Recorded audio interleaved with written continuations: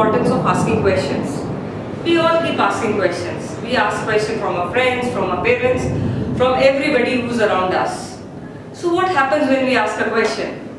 Either we get an answer or we don't get an answer. If we get an answer, well, good enough. If we don't get an answer, sometimes we are annoyed, sometimes we just ignore it, sometimes we think that maybe what I was asking was not important. So today, we will find out that how I should ask a question and how I can make my questions more effective that I get an answer.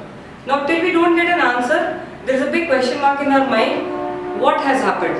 Why I didn't got an answer? Am I not that important that if I ask a question and people don't respond to me? We ask questions for three reasons. First, to get information. Second, to find out, to gather knowledge. Third is to find out whether the person is listening to me or not. Right? So these are the three basic reasons why we ask a question. Now second thing is why we don't get an answer. First thing is I don't get an answer because the person is not listening to me.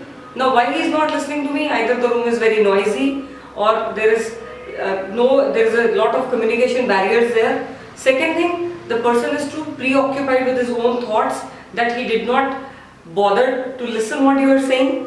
Third thing is the person is not interested to talk to me. So these are the main things why people don't answer you. So now let's talk about why we don't get an answer when I ask a question. There are three basic reasons which I have listed in here. First thing is noise barrier. The place where I am asking a question is too noisy. I am not able to reach the person's ear. Second thing is I am so preoccupied. Somebody has asked me a question but I am so busy in my own thoughts that I just not able to listen to the question. Now the second thing is why I am not able to answer your question is I am so preoccupied. My mind is wandering somewhere, I am thinking something else, and when a question comes to me, I am not even interested to hear it. Third point is straight, I am not interested. I am not interested to listen what you are saying to me. So these are the 3 points where I do not get a reply when I ask a question. Now I will be talking about the importance of trial clues. Now when I put a question, why I am putting a question? I want to gather knowledge. I want to know something. I want to be a part of something. Suppose I am going somewhere, I ask a lot of questions. How to go, where to stay. All these things are called gathering knowledge. Second point, what I will be discussing is, second point as I mentioned is to see whether the person is listening to us or not. A trial class should not be like a, we are interrogating somebody. कहाँ गए थे, कितने बजे गए थे, क्या कर रहे थे. In fact, trial class is something which helps us to find out whether the person is listening to us or not. For example, when a teacher is taking a class, teacher cross questions you and asks, what I have explained to you. Or when we are at home, somebody asks us what you have understood. So somewhere when I ask an opposite question, when I throw back a question to you after explaining something, it makes me clear that whatever I have made you understand, it is very clear to you.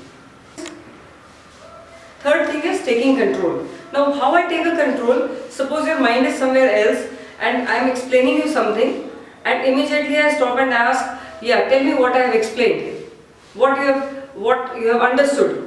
If your mind is somewhere else, you will give a very blank expression. Now whenever you ask a question, wait for a response. Very, very important. Normally when we ask a question, human brain takes some time to assimilate that question, prepare a response for it. So don't be in a hurry when you don't get an answer when you ask a question. Let the person give that time so that he can think about what he is going to answer. Do not push a second question on him. So it is very, very important that you need to wait for a response. Now there are 2 golden rules of silence. Whenever I put a question, I need to use these two golden rules of silence. Now first is, when I ask a question, I need to give a pause of maybe 2-3 seconds or even more, looking at the person's face and waiting for the response. If the person answers and he finishes his answer, then the second rule of silence starts. Now during this time, again I have to give the person some time, maybe he has something else to say. Now the question comes, how I am going to make the person listen to me. You have applied 2 rules of silence. When you put a first rule and you don't get a reply, remember, keep your mouth shut. Don't speak anything. Always keep telling yourself, one who speaks first loses.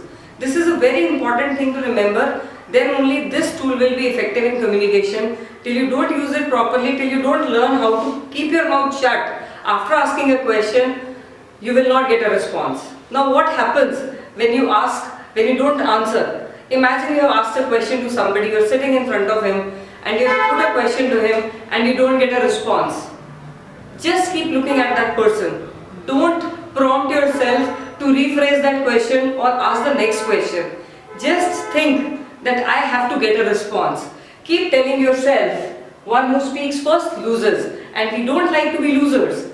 We like to be winners. So just remember, that is the only way to get an answer. Keep looking at the person with a smile on your face and till you don't get an answer. Now what happens when you don't answer, when you don't get an answer and you are sitting in front of a person looking at his face? Now whatever that person is thinking or doing or ignoring you, he will have a question in his mind. Why this person is looking at me? What happened? He said something, I was not able to hear it. So let me ask him. So the pressure is there inside that person to ask you that question again. He will say, sorry, pardon, I was not able to hear what you asked me. So what you have done? By keeping your mouth shut, you have brought all his attention to yourself. He is only thinking about you, and now when you put the same question again, he will be listening to you and guarantee me he will answer you, and he will answer you what you want to hear. Thank you.